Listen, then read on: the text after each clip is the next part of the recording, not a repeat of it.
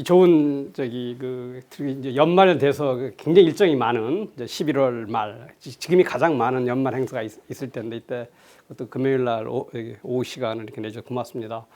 저는 이게 이제 이 어쩌다 보니까 론스타 문제에 이렇게 많이 정보를 알게 됐습니다. 이렇게 뭐 남들이 많이 알 수 있는 정보 또 이렇게 알게 됐고, 이게 우리나라에서 참 있어서는 안 될 일이 있었던 사건인데 또 그냥 이렇게 쓰러져 가고 잊혀져 가고 이렇게 밝혀지는 것도 없고요. 그래서 글도 좀 많이 썼고 신문에 칼럼도 썼고 자료 정리도 하고 있습니다. 그리고 제가 맨날 신문에 칼럼 쓸 때 이제 사실은 밝혀질 가능성이 없습니다. 그래서 누가 영화나 소설을 좀 잘 써줬으면 좋겠다 해서 어떤 분이 소설도 썼어요. 쓰다가 이분이 포기를 했습니다. 뭐 소설 제목가 있었는데 6.16 살인 사건이라고 여기 6.16%가 굉장히 중요한 숫자로 나오니까 그런 게 있었고, 또 이제 우리 그 유명한 정지영 감독님께서 제가 그리던 이렇게 영화를 만들어 주셔갖고 어찌됐든 간에 이제 이 문제가 다시 대중의 관심을 가질 수 있게 돼서 다행이라고 생각하고, 또 우리 윤범기 기자께서 이렇게 또 이런 기회를 만들어서 동영상으로는 또 남기겠습니다. 제 글로 남기고 여러 군데는 했지만, 그래서 한번 같이 이 영화를 통해서 외환은행 매각 사건의 어떤 진실을 한번 접근해 보겠습니다. 찾아서. 사실 진실은 그 누구도 알 수 없을 것 같아요. 그렇지만은 우리가 상상 속에서 한번 여러 가지를 상상해 볼 수 있을 겁니다. 근데 제가 알 수 있는 것, 그러니까 가능한 이제 팩트 또는 뭐 밝혀진 사실, 그 다음에 여기서 이제 어떤 가능성, 뭐 상상 이런 걸 이렇게 구분해서 분명히 얘기할 거예요. 그러니까 제가 말하는 것들은 상당 부분은 팩트입니다.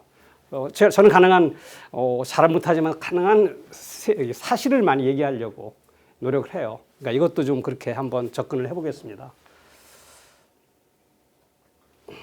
일단 먼저 론스타의 외환은행 인수 매각 일지. 그러니까 론스타가 영어 잘하는 외로운 별이라는 뜻이잖아요. 이거 그 무슨 뜻인지 압니까? 외로운 별이? 어느 주 이름? 그렇죠. 텍사스의 주기가 외로운 별입니다. 텍사스에 기반을 둔 사모펀드예요. 요새 조국 장관 유명한 사모펀드입니다. 그런 론스타가 이제 외환은행을 사고 다시 파는 그런 일지를 한번 알아보겠습니다. 여기 영화에서는 스타펀드라고 나오죠. 스타펀드가 있고 외환은행은 대한은행이라고 나오고, 또 거기에 이제 아주 중요한 법률 자문사가 뭐 CK인데 그게 이제 김앤장, 김 KIM 장 CHANG, 그걸 딱 바꿔서 CK. 그냥 뭐 영어도 노골적으로 다 영화도 다 얘기한 겁니다. 노골적으로. 그러니까 뭐 조금만 아는 사람 어이구 이거네 다 알 수 있게. 근데 이제 이런 스토리를 한번 딱 알고 나면 이게 이제 머릿속에 입체적으로 들어올 수 있을 것 같아요. 이건 굉장히 오래전부터 준비된 아주 잘 기획된 사건이다 이렇게 저는 생각합니다. 이게 뭐 어떻게 팍 우발적으로 튀어나온 게 아니고 또 멀리 2002년 4월부터 갑니다. 그러니까 이때 사건이 터졌으니까, 사건이 난 게 시작이 됐으니까 그 이전부터 기획은 됐을 거예요. 2002년이면 국민의 정부 마지막 해일 겁니다. 그죠? 이때 외환은행장이 교체가 됩니다. 김경림 행장부터 이광원 씨로. 이광원 행장은 이 론스타 매각에 아주 중요한 역할을 하는데 이게 뜬금없이 교체를 해요. 김경림 행장이 2년 정도뿐이 행장을 안 했습니다. 그리고 이게 이제 이분이 부산은행장 한국은행 출신이고 저도 개인적으로 굉장히 잘하는 분입니다. 그런데 이제 부산은행장을 성공적으로 했어요. 그래서 이제 외환은행이 좀 조금 경영이 안 좋으니까 스카웃을 해 오셨습니다. 모셔온 거죠. 우리 외환은행 해서 우리 잘 키워달라. 그래서 이분이 외환은행을 잘 키우고 아주 열심히 했습니다. 그런데 한 2년 행장을 하는데 뜬금없이 바뀌는 거예요. 이광원 씨라고. 이광원. 이분도 다 뭐 외형적으로 다 훌륭한 사람들입니다. 근데 여기서 중요한 게 있어요. 김경림 씨는 TK 핵심 멤버입니다. TK 대구 경북. 이광원 씨는 광주 사람이에요. 여기 전남 광주. 그리고 나서 요때 이제 그 외환은행의 사람들이 많이 교체가 돼요. 여기 당연히 뭐 여기 행정이 TK였으면 TK 사람이 좀 많이 있겠죠, 그죠? 그건 뭐 세상 돌아가는 이치니까. 그러면서 이제 중요한 자리, 감사도 호남 사람이 들어옵니다. 광주 사람이 들어오고, 그 다음에 김대중 정부 때 김대중 씨랑 개인적인 어떤 관계 있는 사람이 이때 또 외환은행에 또 들어와요. 이러면서 딱 보면은 여기 김대중 정부 말에 호남 사람들이 이렇게 은행을 접수하는 형태로 살짝 만들어 버렸어요. 이렇게 만들어 놓고 이게 저는 굉장히 재밌는 이게 기획이다 이렇게 생각했어요. 여기 집단이 이렇게 은행을 만들었어요. 그다음에 이제 뭐 요건 저는 이렇게 생각을 하고 다음에 2010년 론스타가 투자 이양서를 내고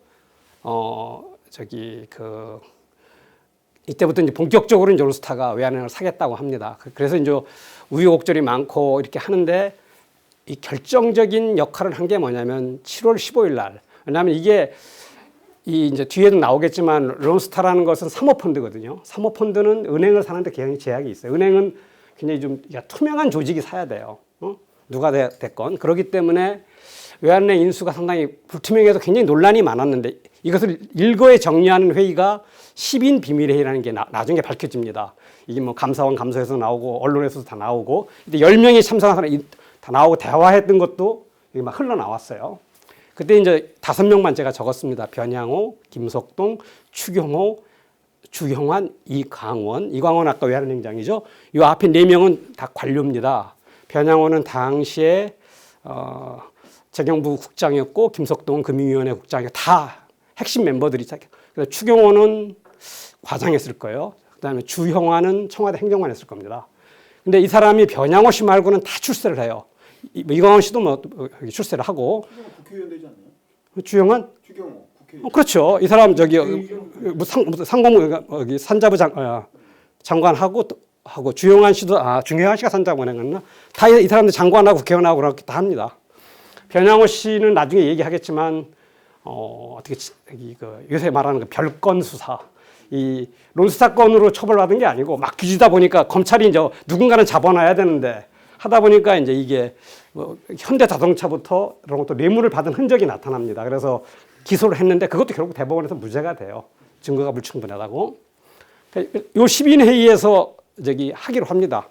그래서 어떻게 처치하고 하니까 이제 이 도장값이란 아주 유명한 이때 유행했던 말이 있는데 김석동 씨가 이제 변양호 씨한테 이거 굉장히 위험한 일이다. 그러니까 참 우리가 여기 김석동 씨가 주로 여기 금감위거든요. 금융감독위원회. 재경부는 이거 의사결정만 했고 실제 파는 실행은 금융감독위원회에서 해야 되는데 금융감독위원회에서 하려면 좀 위험하니까 도장값을 좀 받아야 되겠다. 도장 찍어주는 값을. 그런 말까지 이렇게 여기서 유행할 정도로 있었어요. 뭐 나머지 5명 사람도 또 있고요. 그건 다 공개적으로 기록이 나와 있는 거니까 이건 뭐 중요하지 않고. 그 다음에 이제 여기 2003년 7월 21일에 외환은행 2003년 말 추정 BIS 비율이 6.16%라는 의문의 팩스가 금융감독원으로 들어갑니다. 영화에 나오죠, 그죠? 그 박수경이라는 여자가 보낸 걸로 돼 있어요.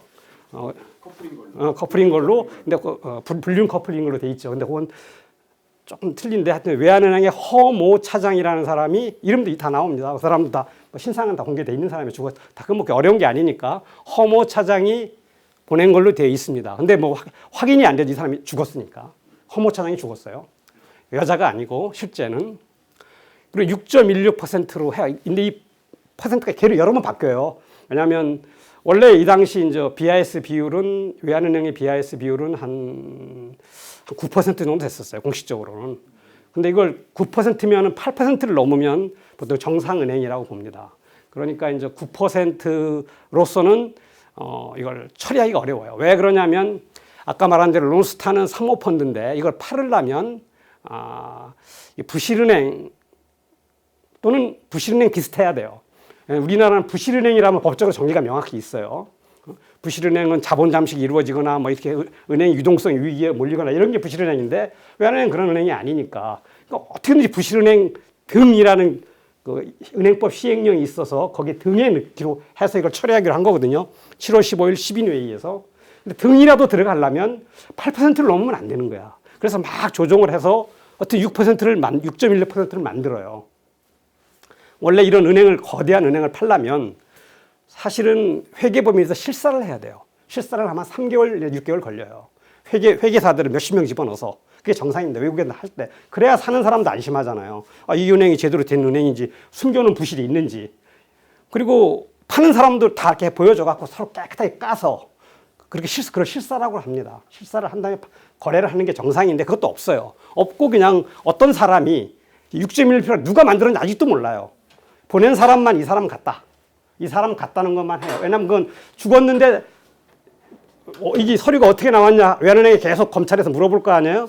그러니까 허 차장이 보냈다. 죽었으니까. 그리고 이 사람한테 다 떠넘긴 거죠.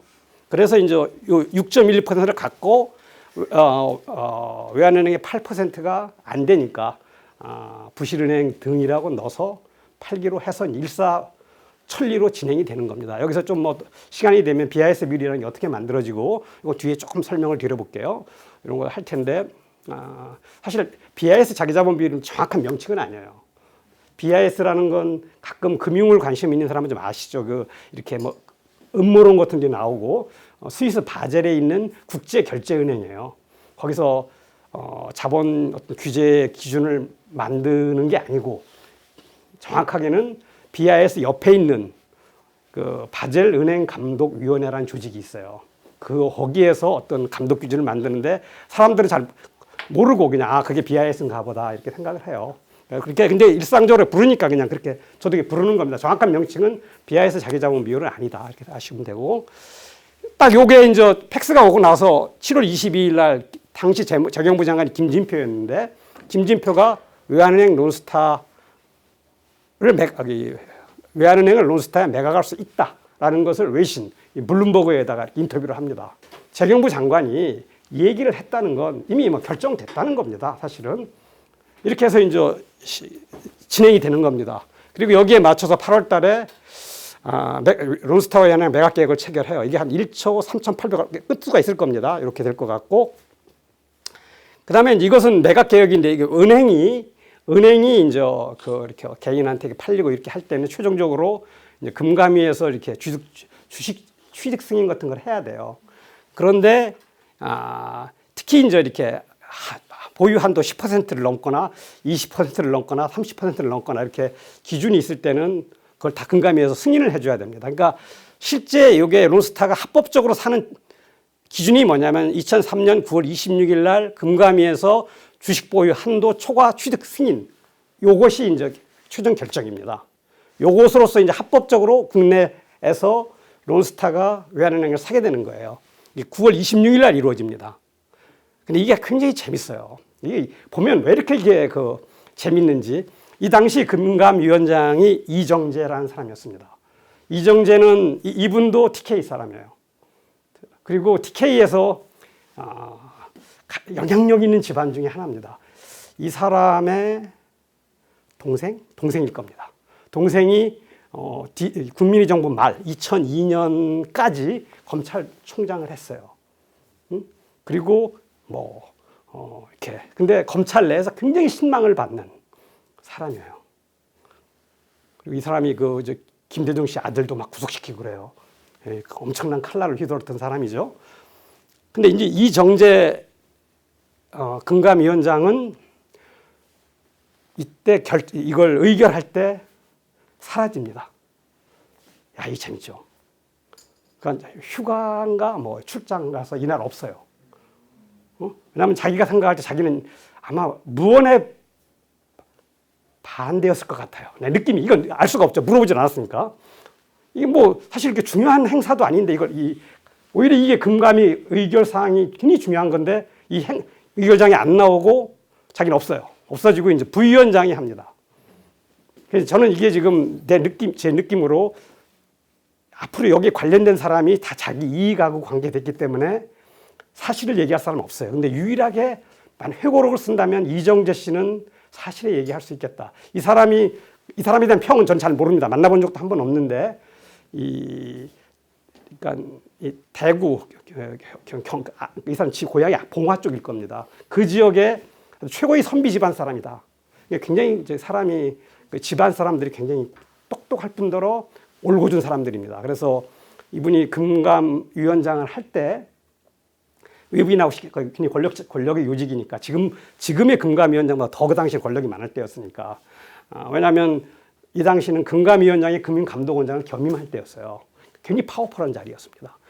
그러니까 이 사람 외부 사람 안 만나면 매번 구내식당에서 밥을 먹었다고 저도 좀 그런 소식도 좀 들으니까 이렇게 여러 면에서 훌륭했던 사람인데 이 사람이 이제 그렇게 하고 그래서 그런지 이 사람 다음에 잘려요. 잘립니다.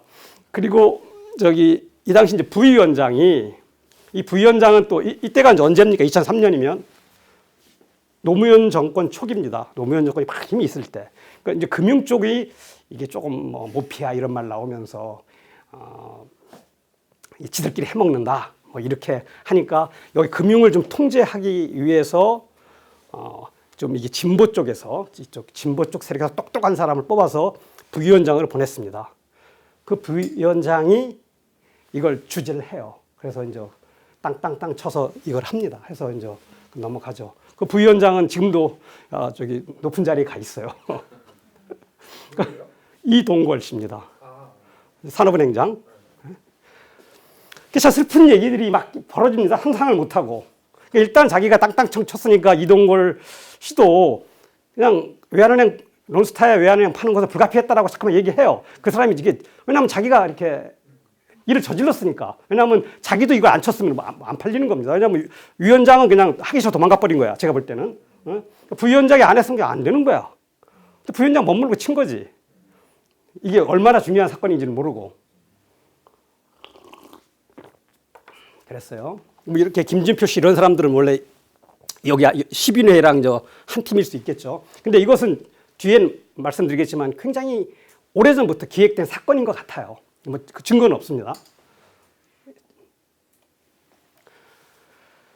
그 다음에 이제 2005년도에 아까 그 팩스를 보낸 실무자가 남자입니다. 여자가 아니고 허모 씨가 죽어요. 그리고 이제 이때 그 팩스를 받아서 금감원에서 실무를 담당했던 사람이 진모 씨예요. 이 사람이 또 2006년쯤 죽어요. 그러니까 두 명이 죽은 건 사실입니다. 영화하고 똑같죠. 근데 뭐 연인 관계는 아니고 둘 다 남자고 다 병으로 죽어요. 네? 병으로 죽습니다. 외환은행 사람은 간 쪽 병으로 죽은 것 같고 금감원 사람은 뇌 쪽 질환으로 죽은 것 같아요. 그렇게 제가 들었습니다. 네? 그래서 사망을 해요.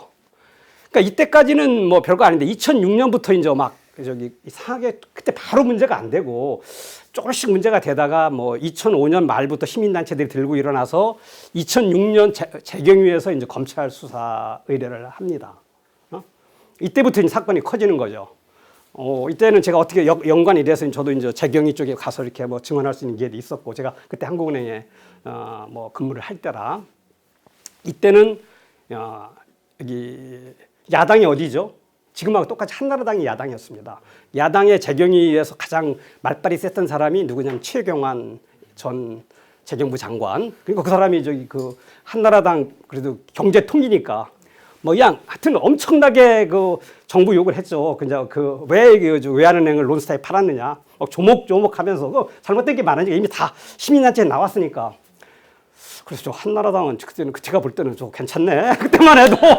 근데 저는 오히려 그때는 당국자에 가까웠으니까 이렇게 한국은행은 약간 한 발 떼어 있었지만 한국은행도 크게 보면 정부 쪽에 가까우니까 뭐 굉장히 이제 최경환 씨하고 이렇게 그냥 막 총재 불러도 혼내도 안 되면 나까지 불러다 혼내고 막 그랬으니까 그런 때였습니다. 그래서 검찰 수사를 하고 이때부터 이제 뭐 2006년부터 이제 막 감사원 검사, 검찰 이때 대검 중수부가 직접 합니다. 막 몇백 명은 아니겠지만 한 몇십 명 검사를 넣어갖고 이때 중수부장이 누구였을까요? 다 재밌어요. 윤석열 씨는 그 수사팀 검사였고 박영수 특검 박근혜 잡아놓으신 특검 뭐 역사 인물들이 많이 나와요 여기에. 그리고 뭐 이때 최동옥 씨인가 검찰총장 했던 분도 여기 수사팀장이었고 윤석열 씨는 팀원 검사였고, 그러니까 기라성 같은 검사들이 해서 검사를 해요. 근데 제가 볼 때는 나중에 이제 이 이 수사나 감사검사 굉장히 부실합니다. 서류는 이렇게 많은데 실제 핵심은 자꾸 비껴가요. 뭐 핵심을 여기 지금 저기 우리 조국 씨나 뭐 박근혜 이렇게 수사하듯이 했으면 잡혔을 겁니다. 안 잡혔을 리가 없어요. 우리나라 검찰이 얼마나 힘이 센데 영화에서 보듯이 별짓 다 하잖아요. 불법 도청도 하고. 뭐 못 잡을 리가 없는데 저는 안 잡았다고 생각합니다. 검찰이. 그렇게 생각. 그럼 모르죠. 이거 그냥 추측. 근데 지금 막 이렇게 수사하는 거 보면 가능했다. 그 다음에도 이제 쭉 그냥 로스타는 이제 계속 팔으려고 그래요. 이제 여기 싸게 샀으니까, 싸게 샀으니까 이제 팔으려고 한다. 그래서 국민은행하고 매각 계획을 했다가 파기되고 이때는 막 여론도 나쁘고 뭐 이제 하고 그다음 검찰 중간 수사 발표를 했어요. 근데 이게 내용도 뭐 별거 없습니다. 다 면죄부 줘요. 이렇게 뭐 소문 났던 뭐 이런 사람들 여기에 이제 공식적으로 관계된 경제부총리가 3명이에요. 아까 김진표 씨 나왔죠. 그다음에 그 이현재 씨도 나왔고요. 그다음에 진념 씨도 다 돼서 다 일단은 검찰에서 한 번씩은 이렇게 그냥 대충 물어는 봐요. 근데 다 그냥 무혐의로 됩니다. 그리고 이제 뭐 HSBC랑 매각계약 체결했다 파기되고 요건 왜 중요하냐면 이때 HSBC랑 못 팔았기 때문에 론스타가 굉장히 손해를 봤다. 이게 못 파는 것은 정부가 방해를 해서 그렇다. 한국 정부가. 그래서 이제 여기 ISDS 투자자 국가 간 분쟁 중재가 그것 때문에 지금 진행 중이에요. 그때 팔았으면 돈을 더 많이 벌었을 텐데 이런 얘기죠. 그다음에 이제 더 무서운 건 2008년 11월에는 변양호 등 론스타 관련자가 1심 무죄 판결을 받아요. 대법원까지 다 무죄가 나옵니다. 그러니까 뭐 이거 처벌하는 사람이 없어요. 그리고 이강원 씨도 론스타 건과 관련 없이 그냥 달달달 뒤지다 보니까 이제부터 은행들이 비자금을 만들어요. 뭐냐면 추잡한 거지 뭐 추잡한 거? 뭐 그렇지 세상 살아가는 거니까. 뭐냐면 무슨 은행들 지점 같은 거 설치하다가 전산설비하면은 계약을 맺어야 될 거 아니에요. 다 물건을 사니까. 그러면 거기서 약간씩 돈을 뜯어요. 비자금을 만들어 쌓아서 은행 경비를 쓰는 거죠. 뭐 은행 이제 행장이 이렇게 좀 뒤로 써야 할 돈이 있을 때. 이제 그걸로 여기 이강원 씨가 잠깐 잡혀가는데 그거 뭐 큰 죄가 될 리가 없는 거잖아요. 관행적으로 해오던 거니까. 그래서 뭐 이강원 씨도 나오고 그리고 이강원 씨도 이게 또 특별한 게 2007년에까지 참여정부가 지속됐잖아요. 그러니까 2006년, 7년 이때 지금 뭐 론스타 재판도 진행되고 막 이럴 때인데 관련자들은 계속 승진을 해요. 왜냐하면 변양호 씨는 아까 별건 사건으로 여기 구속이 돼서 옷을 벗고 나와 있어요. 그러니까 변양호 씨만 빼고 다 출세를 계속 해요. 다 재판을 받고 있어요 지금. 재판을 받고 다 되는데도 뭐 김석동 씨는 이때 재경부 차관까지 올라갑니다. 금융위 부위원장 거쳐서 재경부 차관까지 참여정부 때 올라가고 그리고 이광원 씨는 또 2006년인가 7년에 KIC라고 한국투자공사라고 새로 생긴 꽤 괜찮은 조직, 월급도 많이 주는 조직에 사장으로도 가요. 참 이게 이해가 어려워요. 그냥 우리나라에 사람 많은데 왜 그 사람들을 시키나? 론스타 어찌됐든 직간접으로 론스타에 관련된 건 확실하거든요. 뭐 죄가 없는지는 법원에서 결정하기는 거겠지만 그러면 대통령이 그러면 빼놔도 되는데 다 대통령이 임명하는 거거든요. 그게. 그래서 저는 참 우리나라의 어떤 큰 이런 사건을 이렇게 돌아다 보면 뭐 우리가 그래도 좀 서민을 위해서 대중을 위해서 애쓰셨다는 노무현 대통령마저도 이런 데서는 자유롭지가 못해요. 결국 론스타도 노무현 정권에서 팔은 거거든요. 국민의 정부 말에서 시작해서. 그래 이제 이렇게 되고 그 다음에 2012년 1월에 하나금융지주에 매각을 해요. 한 4조 원 정도에. 요때가 이제 영화 블랙머니의 배경 시점이에요. 그래서 요 팔기 직전부터 이제 막 한 70일, 50일 전부터 영화가 돌아가는 거잖아요. 그때만 사람 죽은 걸로 되는데 그때 사건을 농축시켜 놓은 거죠. 이 기간으로. 사실은 이미 너무 많은 일이 이전에 다 있었던 거예요.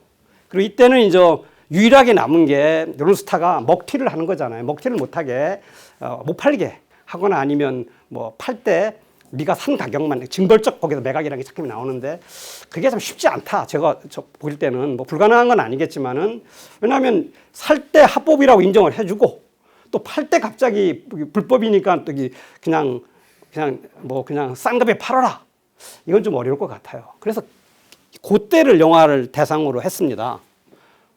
근데 그 뒤에도 론스타는 계속 진행돼요. 그래서 2010 아주 결정적인 것 중에 하나 2015년 5월인데 이건 언론 보도니까 확실치 않은데 2006년 검찰 수사 제가 부실했다고 그랬잖아요. 수사 시 금융 관료의 자금 흔적, 론스타와 거래된 자금 흔적이 있었다. 그것을 이제 보도해서 뉴스타파가 탐사 보도한 거죠. 금융 관료가 뇌물을 받았다는 건가요? 론스타에 투자를 한 거죠. 투자에 영화에 나온 영화 그러니까 이런 걸 갖고 이제 영화가 만든 거죠. 론스타에 투자를 한 흔적들이 나옵니다. 그리고 또 여기 정확하지는 않지만 제가 이제 관심을 갖고 본 게 뭐냐면 이 당시 이제 결국 론스타의 자금은 뒤에 설명하겠지만 론스타의 자금은 당연히 텍사스에 있는 거니까 미국에 있는 돈 많은 사람 돈이 들어가 있을 겁니다. 근데 그것만 있지 않고 당연히 한국 사람들 돈도 많이 들어가 있습니다. 그리고 그때 2006년 수사 때 검찰이 그걸 자료를 공식적으로 왜 못 얻느냐고 자꾸만 물을 거 아니에요. 언론이나 기자들이. 그러니까 은행에 가보니까 은행에서 파기했더라. 이렇게 나오는데 파기를 다 해도 흔적이 남을 거거든요. 그래서 그걸 완전히 하지를 않은 것 같아요. 그리고 이 당시 이제 2002년, 3년 이렇게 이제 이때가 우리가 1997년 외환위기가 나고 98년부터 이제 금융구조조정, 기업구조조정을 하는 과정에서 그냥 시장에 도르는 소문, 이거 소문입니다.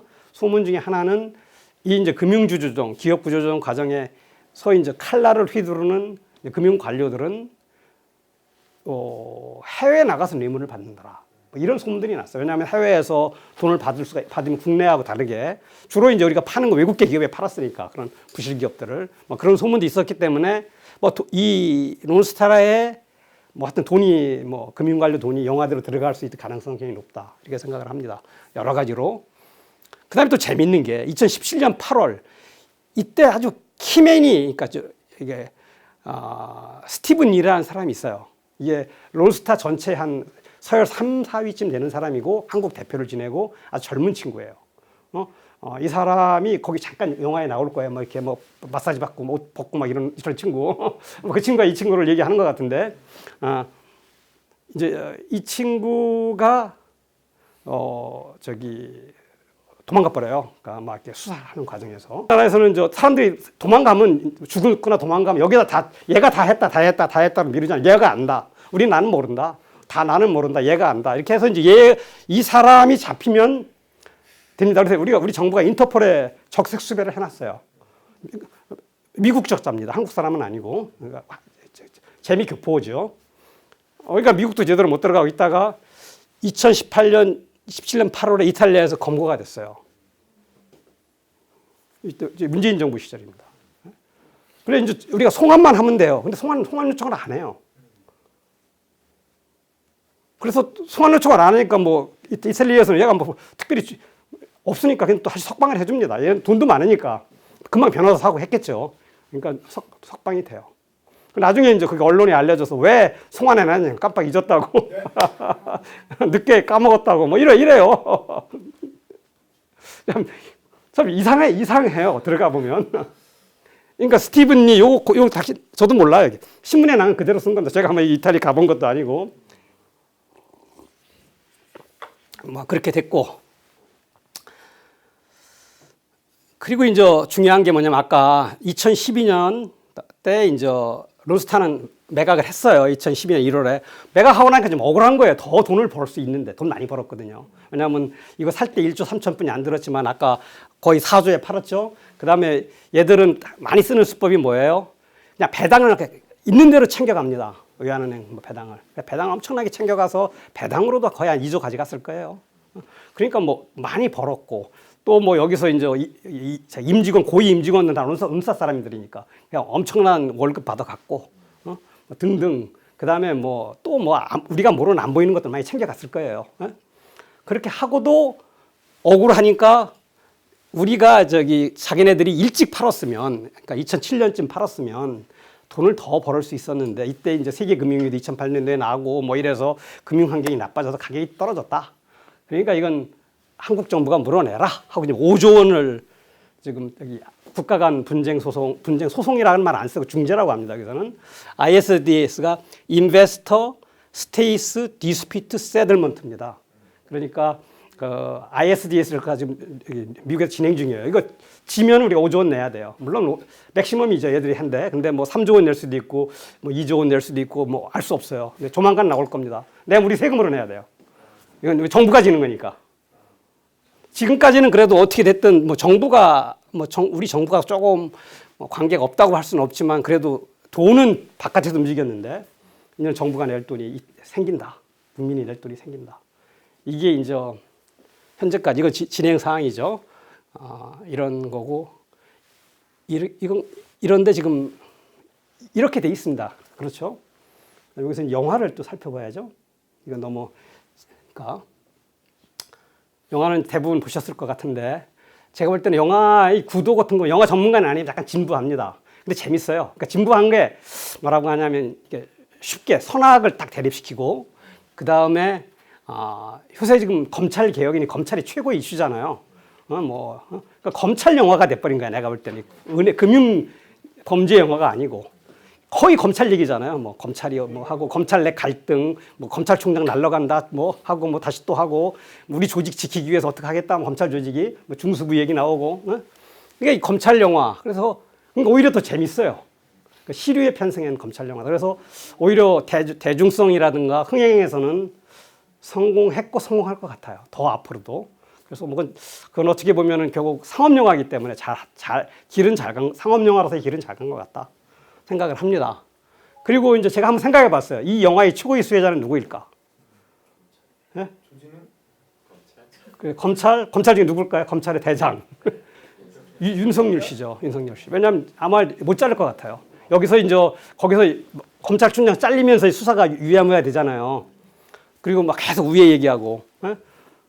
그러니까 지금 만약에 지금 윤석열 씨를 자르면 또 영화처럼 되는 거 아닙니까? 그래서 아마 이게 또 그 부담도 안는 것 같아요. 그리고 이 주장, 그 양민혁 검사인가요? 그 좋아하는 딱 이미지가 누가 같아요? 윤석열하고 비슷하지. 그렇지, 윤석열하고 비슷하죠. 막프로. 그러니까 이게 보니까 다 저도 그렇게 느꼈고 대부분 느끼잖아요. 그러니까 내가 볼 때는 이 영화의 최고의 수혜자는 윤석열 총장이다. 그렇게 생각합니다. 이건 뭐 그냥 느끼는 거니까 각자 느끼는 거. 영화 얘기입니다. 이건 굉장히 의미가 있는 영화입니다. 제가 볼 때는 굉장히 그 정지용 감독님한테 고마운데 다 잊혀져간 사건이에요. 노스 사건. 여러분 젊은 사람들이 이게 이런 게 있었는지도 모를 거예요. 저는 이때 이제 열심히 일할 때였기 때문에 막 그때 좀 뭐 월급쟁이로서 일을 하지만 또 생각하면 한쪽에서 울분도 막 터지고 그래서 자료도 카피해놓고 뭐 이러는 시기였지. 지금은 다 잊혀져. 뭐 2012년에 거의 끝난 거니까 사실은. 그리고 시작은 2002년에 된 거니까 참 옛날 얘기입니다. 이것을 영화로 만들었다. 그리고 이제 대중의 관심이 확 생겼다. 아주 훌륭한 일 하신 겁니다. 영화로서. 그리고 또 돈도 버셨잖아요. 더 보면 잘 된 거지. 또 딱 망하면 안 돼. 그래서 이건 제가 볼 때는 좀 조금 애매하지만 하여튼 어떤 시류에 잘 편승해서 상업적으로 성공한 것 같다. 그리고 이제 또 하나는 이게 이제 이 외환은행 재건위, 외환은행을 다시 살리자는 이런 모임들이 외환은행이 굉장히 자부심이 많은 은행입니다. 우리나라에서 똑똑한 사람들이 많이 있는 은행이고 또 역사도 오래됐고 또 그게 역사적으로 어떤 의미가 있냐면 한일 청구권 자금. 우리가 일본에서 요새 문제가 되는 그 청구권 5억 달러를 받았잖아요. 그리고 이제 뭐 유상무상해서 무상 2억, 유상 3억인가 이렇게 받았을 건데 이 돈으로 크게 한 게 두 가지예요. 포철을 만들었고 포항제철. 또 하나는 외환은행을 만든 거예요. 하나는 이제 실물 쪽에서는 포철을 만들어서 포철이 산업이 쌀이잖아요. 그죠? 그리고 또 금융 쪽에서는 외환 우리가 필요하니까 세계화하고 외환은행을 만들었어요. 그 외환은행은 돈이 한국은행에서 출자한 돈하고 대일 청구권 자금 갖고 두 개 갖고 했어요. 근데 한국은행에서는 되게 원화로 출자하지만 외국 간 영업을 하려면 외화가 있어야 되잖아요. 외화는 일본에서 가져온 거 한 거예요. 그러니까 굉장히 사실 어떻게 보면 우리 피가 들어간 돈이에요. 그 돈이라는 게 피가 들어간 건데 그리고 또 직원들은 굉장히 자부심도 있고 우리가 굉장히 중요한 일을 한다. 그리고 또 이제 금융 전문가가 볼 때는 이 다른 은행들 뭐 이렇게 신한은행이나 지금 있는 뭐 하나은행이나 국민은행하고는 차원이 다르고 그러니까 영업 수익도 다르고 이 사람들은 거의 개인 대출을 많이 안 해요. 주로 기업 대출 많이 하고 그 대출이 기업 쪽에서 많이 나오고 또 외환 거래, 해외 이렇게 해서 꽤 괜찮은 내가 볼 때는 우리나라에서 가장 그래도 괜찮은 은행이었습니다. 인적으로나 어떤 영업 네트워크나 이런 거. 참 훌륭한 은행입니다. 아까운 은행이라는 표현이 더 가장 정확합니다. 없어지기에는. 근데 지금 사라졌죠. 뭐 하나 지주에 들어가서 뭐 특징이 없어졌으니까.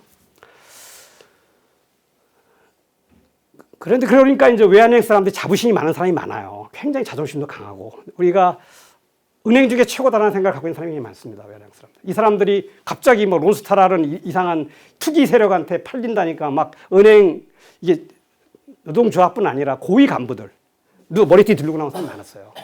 응? 근데 그래서 그 사람들이 여기 어떤 모임 재건위원회 만들었습니다. 그리고 이제 그 사람들이 추진하는데 그 사람들의 생각은 뭐냐면 아까 처음에 제가 말씀드렸다시피 이것은 이광원 씨로 대표되는 이 호남 인맥이 은행을 망쳤다 이런 생각을 완전히 갖고 있어요. 그러니까 그렇게 이걸 호도한 거죠. 그래서 많은 사람이 이렇게 생각을 하고 있고 실제 2006년 검찰 수사 때도 그 부분을 짚어봤대요. 근데 뭐 나올 건 없죠. 근데 이제 영화에는 어떻게 되죠? 그 뭐 어떤 전직 총리가 뒤에 있고 뭐 금융 뭐 경제 관료들 김앤장 그러니까 뭐 CK 로펌 이런 사람들이 이제 이렇게 배후 세력처럼 나오잖아요. 이건 그래도 크게 한 발을 나간 것 같다 이런 생각을 합니다. 이 지금 배후 세력이 진짜 배후 주도 세력이 누군지는 아무도 모릅니다. 그런데 있을 수 있는 가능성이 있어요. 왜냐하면 이분들이 계속 성공을 하니까. 아까 말씀드린 다 장관하고 국회의원하고 뭐 지금까지도 계속 돼요. 여기 그러니까 그 론스타 쪽에 우호적인 행동을 한 사람은 다 지금까지 잘 나가요. 지금까지도. 그게 이제 더욱더 문제라는 거죠.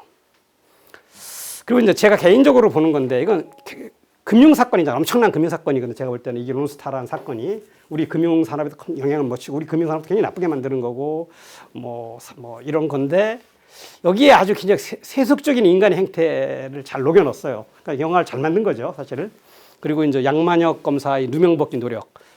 이제 그게 이제 그거랑 어떻게 엮어버린 은행 금융사건 엮은 거고 또 우리 김나리 변호사가 이제 마지막 의사 결정을 할 때 처음에는 이게 이제 론스타 편했다가 진실을 조금 알고 나서 저기 양민혁 검사로 왔다가 또 자기 이익하고 엄청나게 걸리기 때문에 다시 또 반대로 돌아가는 그러한 것과도 보여주고 있어요. 1,000억 들어가 있다. 그러니까 우리 집안 돈이 1,000억 들어가 있으니까 다 네 돈이다. 뭐 이렇게 아닌가. 결국은 뭐 아이고 뭐 그게 뭐 있어. 그냥 내 돈 쫓아가야지. 그렇게 결정을 하는 거거든요. 그러니까 그런 것들도 이렇게 영화에 보여줘 갖고 참 영화 그래 괜찮겠다 만들었다. 이렇게 결론을 내렸습니다. 그래서 잘 만들고 재미도 있고 뭐 그냥 또 이렇게 그 영화의 전체적인 평은 굉장히 좋은데 근데 또 제가 이제 이 론스타를 많이 생각했던 사람으로서 보면 아쉬움이 많이 남죠. 첫 번째 이제 딱 그 검사 둘이 대화를 하잖아요. 이거 70조짜리 1조 7천억에 뭐 산다. 뭐 이렇게 금방 나오잖아요. 이게 뭐 그냥 영화로서 대사로서 있지만 일반인들이 할 수 있는 얘기지만 검사들이 하기는 좀 수준이 낮은 영화다. 왜냐하면은 자산가치 70조는 뭐 자산가치는 얼마든지 클 수 있고 실제 순자산가치 실제 가치는 얼마이냐. 그게 사실 거래되는 금액이거든요. 그때 그것은 뭐 그냥 보기에 따라 굉장히 많습니다. 그런데 뭐 검찰 수사나 감사원 감사 때는 한 3조 내외가 되는 것처럼 뭐 2조에서 3조쯤 되는 걸로 나와 있고 또 경영권 프리미엄 어떻게 볼 거냐 등등 이런 게 있어서 이것을 어떻게 그렇게 영화 대사를 좀 더 다른 방식으로 고민을 하고 썼으면 좋지 않았을까 하는 생각이 나고 그다음에 이제 여기서 BIS 자기자본 비율 6.1%가 조작됐다라는 말이 나오잖아요. 근데 이제 BIS 자기자본 비율은 조작이라는 말을 쓰기가 굉장히 어려워요. 그건 이 BIS 자기자본 비율을 모르기 때문에 그런 말을 하는 겁니다. 이게 2006년 검찰 수사나 감사원 감사가 실패한 이유가 바로 여기에요. BIS 자기자본 비율 6.1%를 조작된 거다라는 데 수사하려고 수사력을 다 모았습니다. 근데 이것은 그렇게 하면 무조건 법원에 가면 무죄가 돼요. 그건 BIS 비율은 굉장히 판단적인 겁니다. 판단적 요소가 무지하게 들어가요. 그러니까 이게 정량적인 숫자가 아니에요. 정성적인 숫자입니다. 그러니까 판단 어떻게 보느냐에 따라서 숫자는 굉장히 많이 왔다 갔다 하게 돼 있어요. 그리고 또 하나 이게 아까 말씀드린 대로 2003년 7월에 2003년 말을 추정한 거예요. 그러니까 6개월 후의 것을 추정한 거거든요.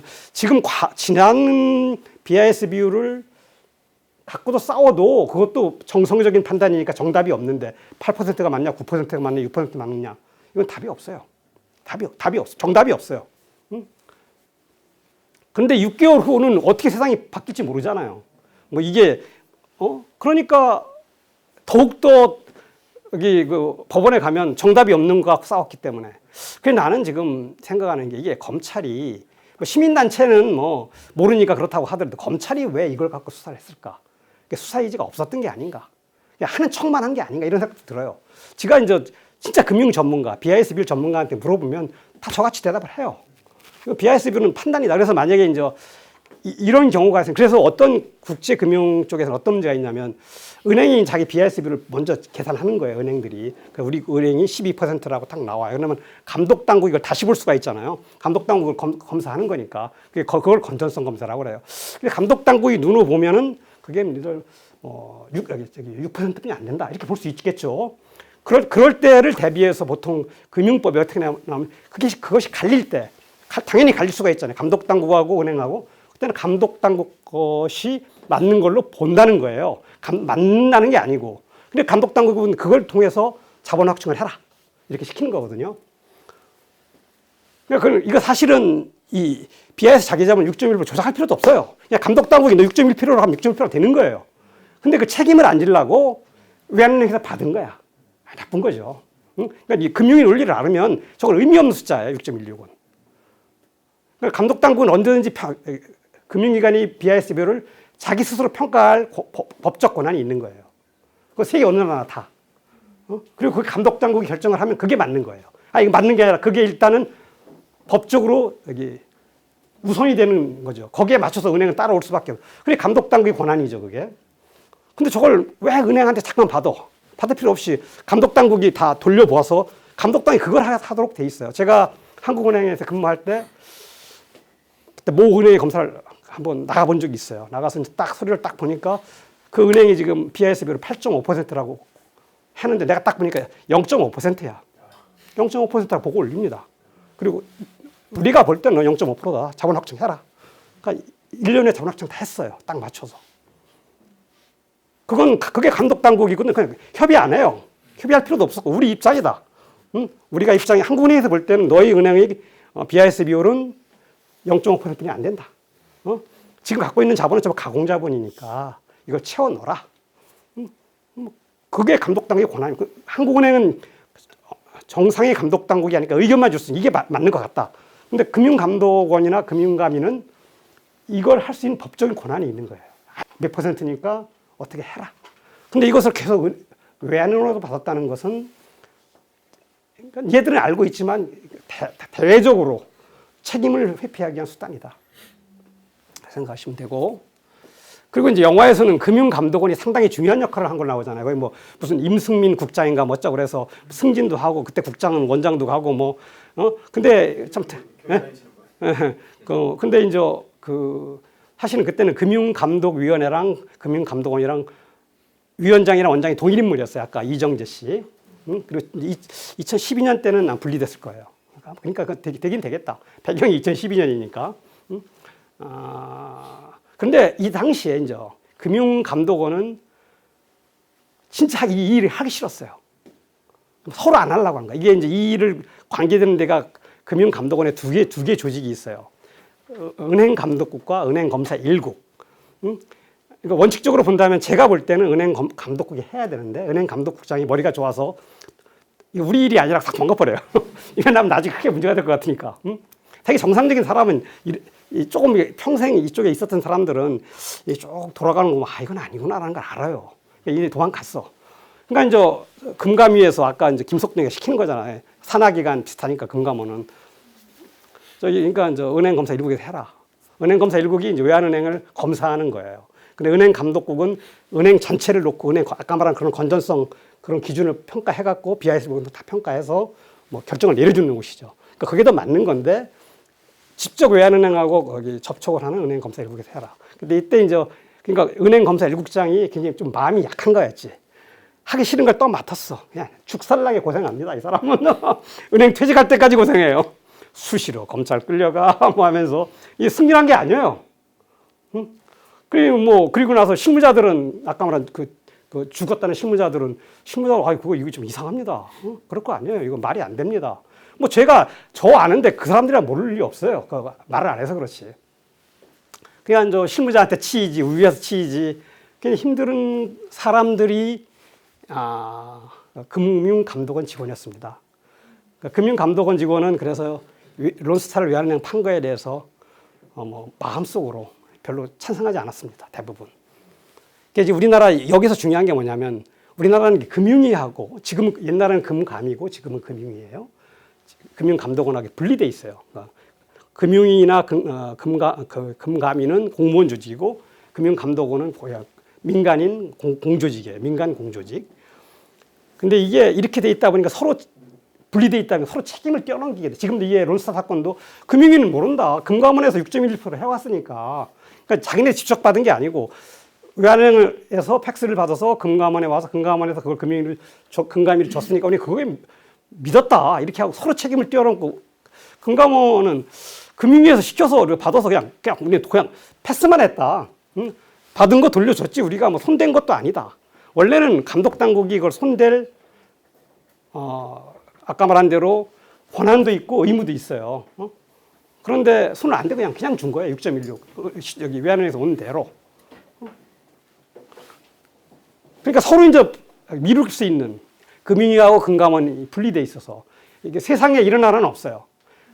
금융 감독을 하는데 어떤 은행을 감독하는데 어떤 부분은 그러니까 쉽게 말하면 중요한 부분은 금융이나 금감위에서 하고 실무적인 부분은 금감원에서 하고 우리나라 이렇게 돼 있어요. 그러니까 근데 중요한 부분이 뭐고 실무적인 부분 뭐 이게 좀 애매하잖아요. 현장에 가면 어떤 게 다 중요할 수 있고 이게 우리나라만 돼 있는 거예요. 그래서 우리나라 사실은 금융위 금감원 분리를 통합을 하는 게 맞아요. 그럼 이런 일이 아마 론스타 사건도 발생 안 했을 거예요. 자기가 책임을 져야 되니까. 한국에서 지금은 금융위 금감원이 서로 책임을 미룰 수 있는 조직이기 때문에 이렇게 된 거죠. 그래서 이것도 좀 영화에서 아쉬워서 왜 금융감독원을 상당히 중요한 역할을 한 걸로 나오는 건가. 이것도 굉장히 좀 제가 아쉬운 부분이에요. 그리고 이제 2006년 당시 검찰 수사도 제가 볼 때는 굉장히 부실했고 방향을 잘못 잡았어요. 아까 말한 대로 답이 없는 6.16%의 조작에 맞췄거든요. 그건 답이 없는 거예요. 정답이 없는 거예요. 아니다. 근데 거기다 검사를 주인공으로 왜 했을까? 뭐 마음에 안 듭니다. 차라리 지금까지 고생하고 있는 그 뉴스타파 탐사 전문 기자를 했으면 어땠을까? 또 재미없겠을 수도 있겠지만. 주인공이면 재미없어요. 그래요, 맞아요. 기자도 있지만 저 동의합니다. 근데 여기 지금 아까 여기 2015년에 뉴스타파에서 뭐 흔적을 발견했다고 했잖아요. 그걸 추적한 기자를 제가 잘 알아요. 황일순 기자라고. 그저 뉴스타파에 저랑 여러 번 만났고. 영화에는 MBC PD 수첩인 걸로. PD 수첩은 조금 기여한 게 뭐냐면 10인 회의를 PD 수첩 그걸 찾았죠. 근데 지금 다른 데는 다 관심이 없는데 뉴스타파만 지금 관심이 있어요. 뉴스타파만 쫓아다니고 있죠. 아직도 이건 분명히 큰 의혹이기 때문에. 지금도 뉴스타파가 활동하고 있는 거예요? 뉴스타파 지금 있잖아요. 지금 저 2015년에 나왔고 지금. 지금 나오잖아요. 해외. 그렇죠. 나머지는 기레기고 자기만 진짜 기자라고 거기도 그렇게 얘기하죠. 거기서 그러니까 뉴스타파의 흔적들을 많이 발견했기 때문에 그걸 갖고 뭐 이렇게 좀 영화를 만들었지 않나 합니다. 그리고 이제 또 아쉬운 점이 있다면 제가 볼 때는 사건을 좀 평면적인 것 같아요. 블랙머니는. 영화 국가보도의 날과 비교해 볼 때는 국가의 보도는 김혜수, 한시현 팀장이 있고, 그 다음에 유아인, 윤정학이라는 어떤 투기 세력, 뭐 정상적인 금융인이었는데 세상이 변하는 걸 보고 그냥 돈 버는, 실제 성공하는 엄청난 돈을 버는 사람 있고, 갑서라는 중소기업 해서 막 생고생 하다가 결국 막 자기도 나쁜 짓 좀 하고 해서 살아남는 여기 갑수, 허준호 있고, 이게 사실은 현실에 다 존재할 수 있고, 특히 여기 유아인과 갑수역은 현실에 많이 있었습니다. 그리고 한시현 팀장은 있었으면 하는 거죠. 있을 수도 있었고, 이래서 굉장히 이 세계의 시각에서 세 사람이 관계가 없어요. 나중에 알고 보니까 뭐 한시현 팀장하고 허준호는 오빠 여동생인데 영화 속에서는 전혀 얽힌 게 없어요. 그러니까 이게 이제 서로 이렇게 삼각으로 영화를 이렇게 사태를 보여주거든요. 그게 괜찮았죠. 그리고 또 어떻게 보면 약간 장황할 정도로 이게 이제 유아인 인정학 같은 거 칠판에다 대고 막 IMF 사태를 설명합니다. 투자자 놓고 뭐 투자 설명하듯이 뭐 그런 것도 나오고 이렇게 분석을 했어요. 근데 이건 여기에 비해서는 블랙머니는 좀 단순했다. 그러니까 수사물, 뭐 검찰 영화 이렇게 된 거죠. 그리고 이제 또 여기 또 굉장히 중요한 역할을 하는 그 막프로랑 바깥에서 중요한 역할을 하는 김나리 변호사는 내가 볼 때는 현실에서 없었고요. 그 실제 있을 가능성도 없어요. 왜냐하면 김현장이라는 그 CK 로펌에서 거기는 뭐 이렇게 외국에서 공부한 이런 사람이 들어와서 뭐 있긴 있지만 미국 변호사도 많이 있는데 이런 역할을 할 사람은 이게 뭐 외환은행을 파는 게 엄청난 법리적인 이제 그런 외국에서 법률 공부 많이 하고 들어온 사람은 굉장히 법리적 해석 이런 걸 많이 해야 되는 거잖아요. 그게 아니고 여기는 로비 그다음에 어떤 뭐 이렇게 사건을 잘 만들어서 이렇게 사람을 끌어서 이렇게 막 하는 이런 능력이 뛰어난 사람이 하는 거기 때문에 이 김나리 기자의 역은 사실은 사건을 이 론스 사건을 알 때 뭐 그렇게 적절하지는 않았던 것 같다. 그 또 하나는 이 국부 유출 얘기가 좀 많이 나오잖아요. 뭐 분명히 국부 유출이 맞는데 얼마 정도인지는 좀 봐. 그리고 음모론, 즉 뭐 이게 론스타가 처음 시작할 때 보면 미국 론스타에서 막 사건을 이렇게 기획하고 이런 걸로 나오잖아요. 미국에서. 근데 뭐 그럴 수도 있게 이건 모르는 거지만 제가 볼 때는 그리고 이제 거기 한국의 모피아 거기 뭐 이렇게 전직 총리로 해서 하는 걔들 말 잘 듣는 하수인처럼 나오잖아요. 그 미국 론스타. 제가 볼 때는 그렇지는 않은 것 같아요. 거꾸로 돼 있을 수도 있어요. 우리가 한국 어떤 세력이 사건을 주도하고 기획하고 야 이런 게 있으니까 미국 니들 돈 좀 벌어라. 뭐 이렇게 됐을 수도 있지 않나. 이건 모르는 거예요. 그게 더 논리적으로 맞을 것 같아요. 제 생각이. 그렇다 보면 국부 유출도 아니지 뭐. 한국 사람이 돈을 더 벌었을 텐데. 그렇죠? 근데 그게 마음에 안 드는 사람들이 돈을 벌어서 그렇지. 그렇죠? 그래요. 자, 이제 사건의 진실을 찾아서 한번 들어가 봅시다. 근데 이 진실은 끝까지 못 밝혀질 것 같아요. 슬픈 얘기지만. 일단 이 핵심은 뭐냐면 부실하지 않은 외환은행을 이것도 뒤에 설명을 하겠지만 부실하지 않은 외환은행을 파는 사람, 외환은행하고 감독 당국이 앞으로 자기네가 부실해질 거라고 우기는 거예요. 이상하죠? 파는 사람은 막 이렇게 싹 예쁘게 만들어서 부실도 숨겨놔야 되는데 이건 막 드러내. 우리가 위험해. 우리가 썩었어. 여기가 이 기둥도 썩어가고 있어. 이거 다 보여주고서 은행 인수 자격이 없는 사모펀드 론스타에게 법령을 자의적으로 해석해서 매각한 사건입니다. 이건 거의 팩트예요. 요 건. 이걸 하나하나 이제 짚어 넘어가겠어요. 그러니까 론스타 투자자들 이거 누군지 몰라요. 앞으로도 모를 것 같고 엄청난 돈을 벌었고 그 다음에 관련자들 아까는 계속 출세를 해요. 이 론스타를 매각하는데 이렇게 참여했던 사람들은 그때도 참여정부 때부터 출세해서 이명박, 박근혜, 여기 지금까지도 출세를 합니다. 뭐 김진표 씨 총리 된다고 오늘 언론에 떴는데 총리까지 되면은 뭐 더욱더 다 출세하는 거야. 출세해요. 그다음 아까운 외환은행 제가 말씀드린 참 외환은행 아까운 은행입니다. 참 좋은 괜찮은 은행이었고 이거 없어졌어요. 그다음에 한국의 은행 사람은 더 나빠졌고 그리고 관련 신문자들이 죽었어요. 아주 슬픈 얘기죠. 원인은 모르고 그리고 의혹만 남아 있어요. 밝혀진 게 없고 이런 사건입니다. 자, 그럼 여기서 이제 하나씩 조금씩 짚어볼게요. 지금 2003년 외환은행에 론스타 자금이 들어오지 않았다면 외환은행이 부도가 났을까? 이것은 지금 이 관련자들 뭘까 변양호, 김석동, 그다음 김진표 씨 이런 사람 다 계속 얘기하는 거예요. 이때 외환은행이 굉장히 부실했기 때문에 론스타가 자금 지원을 1조 3천억을 안 했으면 부도가 났다, 도산했다 이렇게 주장해요. 근데 이게 참 어려운 게 이미 사건을 되돌릴 수가 없잖아요. 이 돈이 들어왔으니까.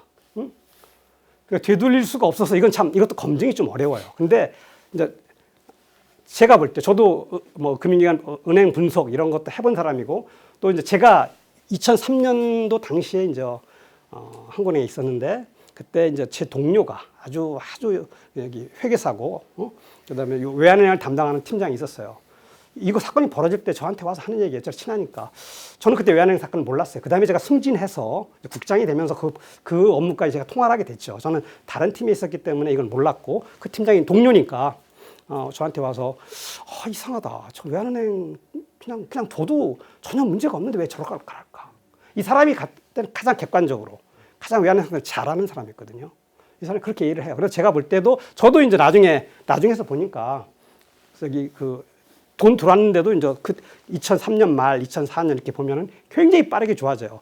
그러니까 이쪽에 관련자들은 어떻게 주장하냐면 돈이 들어와서 공신력이 높아져서 좋아진 거다. 이렇게 그런 말은 다 갖다 붙일 수 있으니까. 론스타가 경영을 잘해서 더 좋아졌다. 경영 잘한 거는 돈만 빼갔는데 뭐 경영 잘하는 없고 공식 그 말은 참아 못해 걔들도 그 정도까지는 못하고 그냥 이게 돈이 들어오니까 공신력이 높아져서 좋았다. 뭐 그거 조금 가능해요. 그런데 제가 볼 때는 돈을 안 넣어도 문제가 없었을 것 같다. 이건 100% 확인을 못 해요. 이게 이 사건이 이래서 이미 돈이 들어와 버렸기 때문에. 네. 그렇다. 그 다음에 론스타의 은행 인수 자격. 이게 굉장히 중요합니다. 계속 얘기되고, 뭐, 이때 영화에도 나오는 건데, 한국금융감독은 인수 자격이 있다고 지금까지 판단한 거예요. 그때도 2003년에도 판단해서 땅땅땅 인수 자격 시켰고, 2012년 팔 때도 다 문제가 없다고 쳐준 거거든요.